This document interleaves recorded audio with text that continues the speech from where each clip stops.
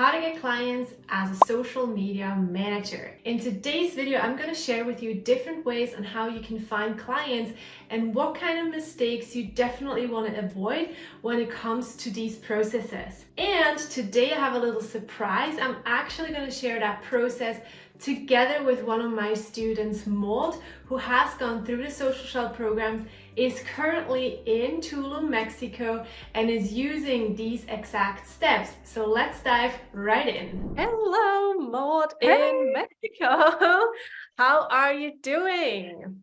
I'm doing fine. I'm so happy. Yes, as you said, I'm in Mexico and I'm really happy to be here. Yeah. So tell everyone before we dive in how you find clients and how your workday looks like. Tell everyone who you are, what you're doing, and yeah, just a little bit about yourself. Okay, perfect. So I'm Maude by uncle. I'm from Montreal, Canada. So I'm a French Canadian.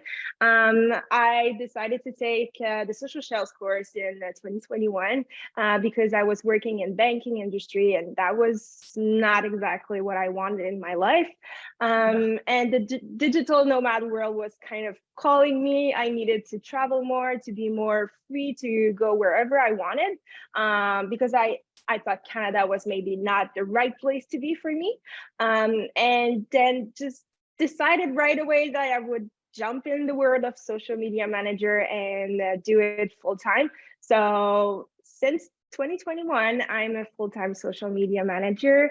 My company is the House of Socials now, and I'm really happy to be able to live this life. So good. And as you said, you're a full-time social media manager. So do you remember, because I actually don't, how it was for you to find your first client? The first client was through the social shells. As I said, I was a French Canadian, and we had with the social shell, there was someone searching for a social media manager in French. She was based in Switzerland. So right off the bat, I had one client with being 2 weeks in the course. I was really honest with her, like this was the first time I would do this, but Melanie was just so great and she really helped me love this job and continue on like that. Yes. Yay. So two things I want to mention here, like if you join the program, like Maude said, we will actually have a job board where we post opportunities regularly. So you'll get people who are looking for social managers. And the second part, and I'm not sure how that was for you, Maude, but was the first month an unpaid relationship and then she moved into paid, right? Because a lot of the Exactly. times people have a hard time pitching because they feel like even though you have the skills from the course, it's different to work with a client and you want to have like hands-on experience. But I wouldn't suggest working like months and months on end for free, but 1 month, and then in exchange you get a testimonials, you can build your portfolio, you can ramp up your results, and then from there either find new clients or continue working with that client. So let's talk a little bit about that. So you reached out when you saw that job posting. How did it go from there? So did you just send an email or what did you do? Yeah, the first thing, I was way too shy to send a Loom video. I was way too shy to be on camera. So I sent an email saying I would like to meet with you on a Zoom call. For me, it Yeah. would be easier to say I have zero experience, but let us try this for a 1 month free. Yeah. I was in sale previously, so I thought having or feedback right away for the Yes. first time I'm reaching out to a client would be easier for me, and it really helped that way. So that was for my first client. It was really just email. She was like, Yes. okay, let's get, and it was for her the first time she was using social media manager services too. So it was great. But after that, I got really better with like how to present myself because the email was just not working anymore. So I needed to step up my game. Yeah. You said in the beginning, like you were shy, and how do you feel like that has changed? Because now we're in 2023 and you got all this experience. Has that changed for you?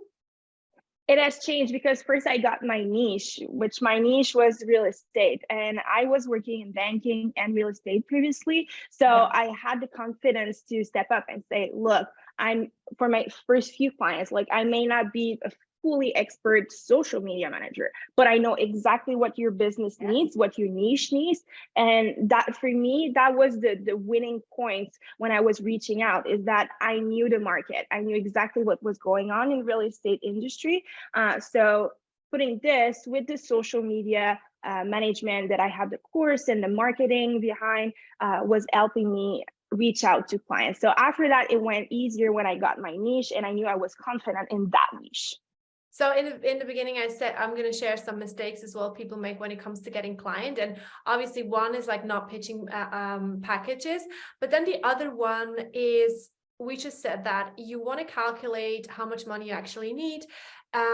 So let's say you have your 5 clients now, which has already happened in the past. You had quite a lot of clients, but do you want to share a little bit what happened then and then what you think the mistake was? Yeah, well, when I had my 5 clients at some point, but 2 of my clients, we were just not aligned with, like, it was both parties, but it just happens. Sometimes they just run out of budget. There's a lot of reason why they need to cut you off, and it's not because you do a bad job. And when that happened, I was like, okay, so half of my budget per month just disappeared like that in the next 30 days.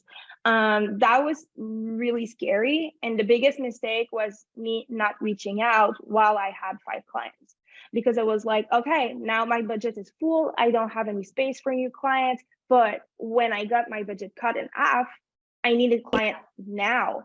So that was a big mistake. So always continue to reach out. Even if you have the 5 clients, if you have 6 or 7, then you can outsource. Like, there's always a solution to have too much clients, and maybe you have clients that you're not aligned and you would like to replace. That can also be something that happens. So I feel that was my biggest mistake that I'm never going to do again.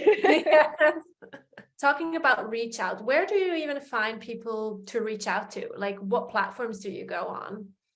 Yeah, so first, for me, as I'm in real estate and in a small market, French Canadian, what I usually do is that first I go on Instagram and LinkedIn, and I get a lot of sponsorized ads from realtors who are trying to put money into their social media.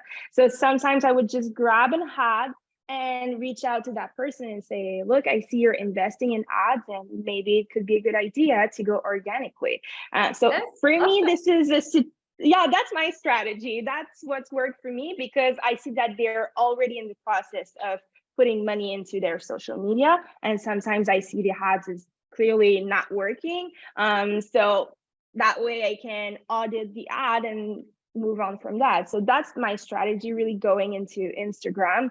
But I don't reach out on Instagram. I would really reach out by email to be very professional about it.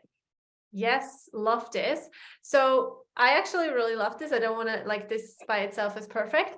And then you also said LinkedIn. And for those of you who don't know, obviously, again, like Maude said, having a niche is so important, because otherwise you're kind of stuck in the paralysis, like, who should I reach out? Who even needs social media manager? So Maude very clearly knows who she wants to work with. So if she goes now on LinkedIn, we can search by job titles, right? And then we can reach out there as well. Did you do that as well in the past? I don't actually know. Yeah, exactly. I've done that more for like commercial real estate. Like residential real estate is more on Instagram for me, but commercial real estate, then they really are more on LinkedIn, because they want to reach out professional. So yeah, that I've done that. I'm still in process with talking with 1 or 2 clients potentially on LinkedIn right now. So these are the 2 strategies that I go for. But yeah, it depends on what type of realtors I'm going to. Yeah. So good. And now when you reach out to so many people, how do you keep like an overview? I have my Excel sheet. So when they are in yellow, is that I did the first reach out. When they're blue, then it's because I did a second, like, hey, have you received my message? When it's red, it's because it's a big no. And when it's green, it's because, like, let's keep moving. At least they reply and we'll try something. Yeah. Yes, so it's actually a workflow that you do regularly. And how do you like spread it out over the week? Do you do it like every day, or how is that workflow? No, I would say when I'm just like scrolling on my Instagram and I see an ad, then I would just Mhm. register it. Like I would put that into my Excel document to reach out later. Yes. And I do it once a week because I really like, if I do it daily, for me, it's just too much. Mhm. So I do it once a week for at least 1 to 2 hours in the morning. And then like I get my head out and get back into deep work. Yes, love this. So let's summarize this a little bit for our audience. So number one, even before we reach out to any clients, we want to have a niche, right? So in your example, that was realtors. And then number two, we could offer a 1 month for free in exchange for testimonial and building the portfolio. And then obviously after that month, you would pitch and say, like, can we continue working together for paid? And then you're going to start reaching out, so cold reach out to new leads that you can find on LinkedIn or on Instagram, and then reach out via email and do this once a week. And most importantly, have a spreadsheet where you keep track, because otherwise it's going to be a hot mess if you don't have that. And then just repeat the process no matter whether you're fully booked or not. Always have this outreach process ongoing. Is that what you're doing? Exactly. Yes, Queen. Thank you so much for sharing with us. And you can find all the details about Maude in the description below. If you have any questions for her, also put it in the comments below and I will link everything. If you're looking for a social media manager, Maude is your girl to reach out to. Thank you so much. Don't forget to subscribe to this channel and hit the like button if you like this video.